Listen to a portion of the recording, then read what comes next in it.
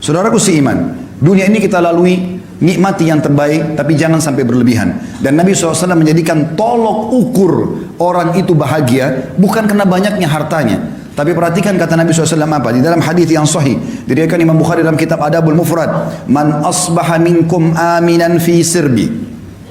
Siapa yang tiba pagi hari dalam kondisi jiwanya tenang, mu'afan fi jasadi, jasadnya sehat, indahu qutu yaumi, dia punya makanan yang dia bisa makan untuk hari itu, faka'annama hizat lahu dunya, ketahuilah dunia telah dia kuasai. Jadi di sini pola ukurnya adalah bukan hal-hal yang lain. Harta yang kita kumpulkan itu akan menjadi penolong bagi kita di akhirat atau justru menjadi kecelakaan bagi kita. Juga dalam sabda Nabi SAW yang lain, riwayat Imam Ahmad dan juga Ibnu Majah dengan sanad sahih, kata baginda Nabi SAW, "Man kanatid dunya hammahum." Siapa yang dunia menjadi targetnya, tidak ada urusannya sama halal haram, enggak ada urusannya dengan masalah akhirat, farraqallahu alaihi amrah, Allah akan sibukkan dia dengan perkara-perkara, tidak selesai-selesai. Ini enggak selesai, itu enggak selesai, semuanya jadi masalah buat dia. Wa ja'ala faqrahu baina ainai, Allah jadikan kefakiran di depan matanya, biar mobilnya mewah, rumahnya mewah, segala macam ada, tetap dia merasa tidak pernah puas. Walam ya'tihi minad dunya illa ma kutibalah, dan tidak akan sampai kepadanya urusan dunia ini kecuali yang sudah dicatatkan baginya. Wa man kanatil akhirah niyatuhu, siapa yang akhirat menjadi niatnya, targetnya, dunia dia tunggangi untuk ke sana, setiap kali dia membantu orang targetnya untuk akhirat, dia melakukan ketaatan apa saja semuanya untuk akhirat, jama'allahu amrah, Allah akan selesaikan urusan-urusannya. Wa ja'ala ginahu fi qalbihi, dan Allah jadikan kaya di dalam hatinya sehingga selalu dia merasa puas. Wa atathu dunya wa hiya ragima, dan orang seperti ini dunia akan datang mengejarnya dalam kondisi terhina. Dalam pepatah dikatakan, siapa yang kejar akhirat, dunianya akan ikut, dan siapa yang mengejar dunia, akhiratnya akan luput.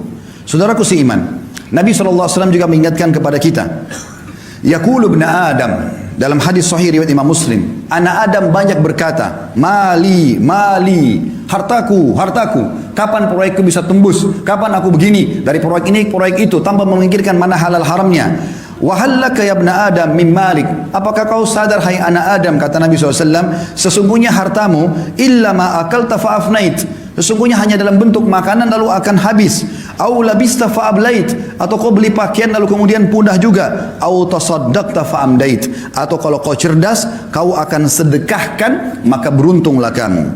Ali bin Abi Thalib mengingatkan kepada kita dalam riwayat Bukhari, beliau mengatakan irtahalatid dunya mudbirah, ketahuilah dunia sudah meninggalkan kita, umurnya dunia makin sedikit. Sudah banyak orang sebelum kita meninggal dunia yang jauh lebih hebat daripada kita, lebih banyak idenya, lebih banyak keturunannya, sebagaimana saya katakan tadi. Wartahalatil akhirah muqbilah, dan akhirat sedang menuju kepada kita. Walikulli wahidin minhuma banun, kedua wilayah ini punya anak-anak. Fakunu min abna'il akhirah, jadikan anak-anak akhirat. Wala takunu min abna'id dunya, dan jangan kalian tinggal menjadi anak-anak dunia. Fa innal yawma amalun wala hisab, karena hari ini di dunia bebas beramal tapi belum ada hisabnya. Wa gadan hisabun bila amal, tapi besok di akhirat akan ada hisab, tidak ada lagi kesempatan untuk beramal. Saudaraku seiman, di dalam hadis yang lain juga Nabi SAW mengatakan, kun fid dunya ka'annaka gharibun aw abiru sabil, jadikan dirimu di dunia ini seperti orang yang asing atau hanya sekedar lewat saja. Dalam riwayat lain, wa'udda nafsaka min ahlil kubur, dan selalu siapkan dirimu untuk menjadi penghuni kubur. Wa qala Ibnu Umar radhiyallahu anhuma, dan Abdullah bin Umar berkata dalam riwayat yang sama bersambung menanggapi hadis Nabi SAW, riwayat Bukhari, idza amsayta fala tantadhirus sabah, kalau kau tiba sore hari jangan tunggu pagi hari. Wa idza asbahta fala tantadhirul masa, kalau kau tiba pagi hari jangan tunggu sore hari. Wa khudh min sihhatika limaradik, maksimalkan masa sehatmu sebelum kamu sakit. Wa min hayatika limautik, dan selama hidupmu untuk persiapan matimu.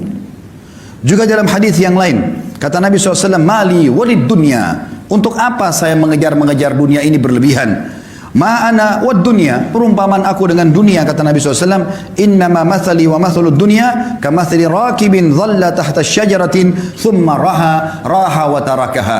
Sesungguhnya perumpamaan aku dengan dunia ini seperti seorang musafir yang kebetulan penat, capek, lalu kemudian dia pun duduk di sebuah pohon, kemudian dia akan pergi meninggalkan tempat tersebut. Ibaratnya ini bahasa saya, kalau kita seperti lagi safar dari Jakarta ke Surabaya naik bus, maka bus-bus itu mampir di rest area, di tempat istirahat. Maka ada orang yang cerdas, dia mampir sebentar lalu kemudian dia naik bus untuk melanjutkan ke tempat tujuannya. Tapi ada orang yang konyol, dia sengaja tinggal di situ, dia tidak ikut dengan busnya, maka terbengkalailah dia gara-gara tidak ikut dengan tunggangannya. Kita sedang menuju ke akhirat.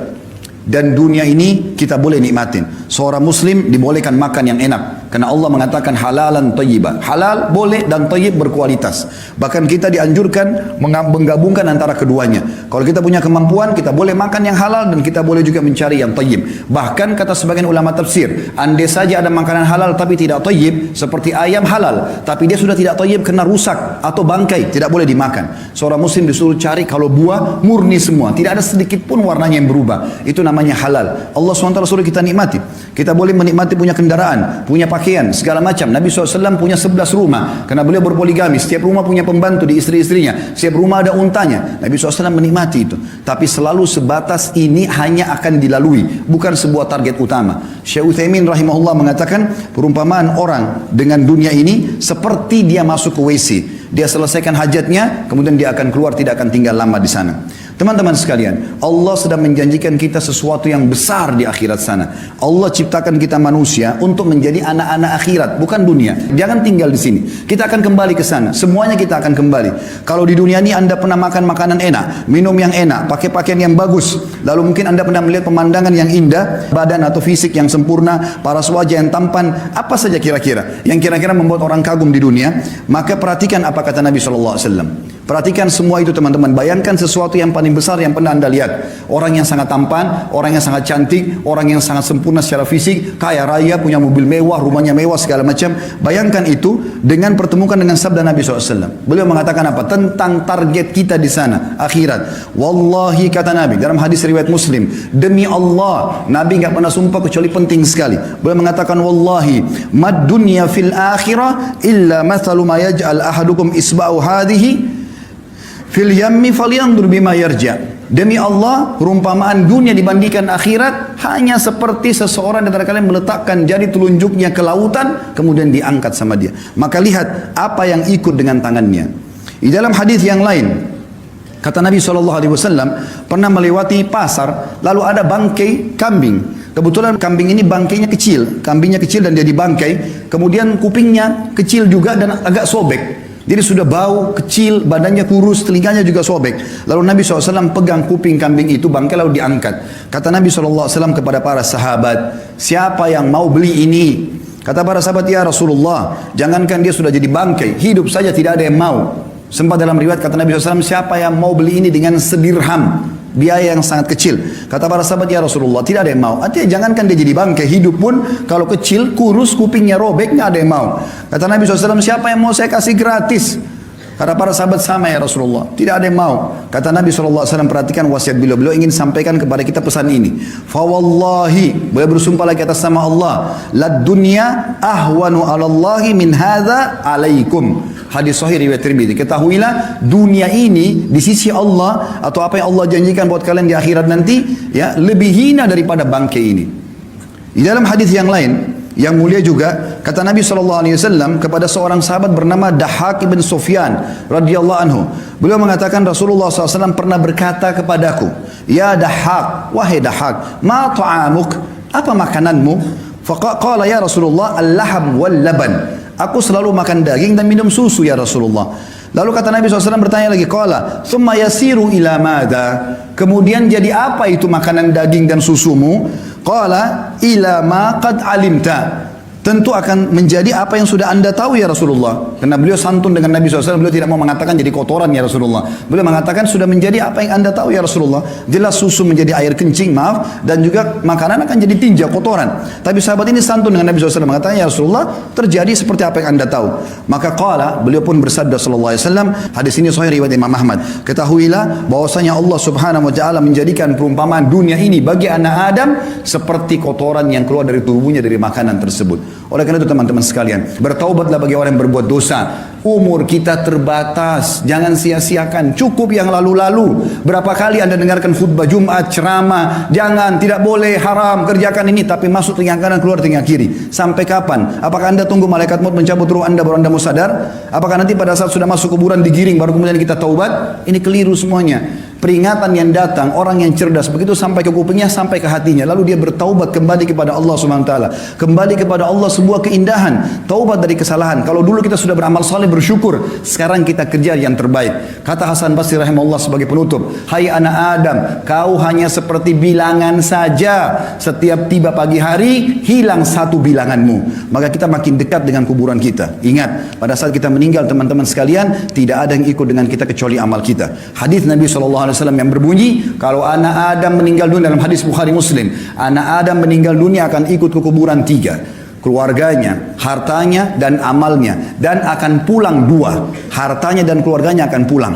Secinta-cinta suami Anda kepada Anda, cinta-cinta anak kita kepada kita sebagai orang tua, tetap saja mereka tidak akan nginap di kuburan. 1 jam maksimal mereka tunggu di liang lahat, selebihnya mereka akan pulang. Istri kita bisa menikah sama orang lain, anak-anak kita akan sibuk dengan aktivitasnya, teman-teman kita cuma tetesin air mata sebentar lalu kemudian mereka kepada aktivitasnya kembali.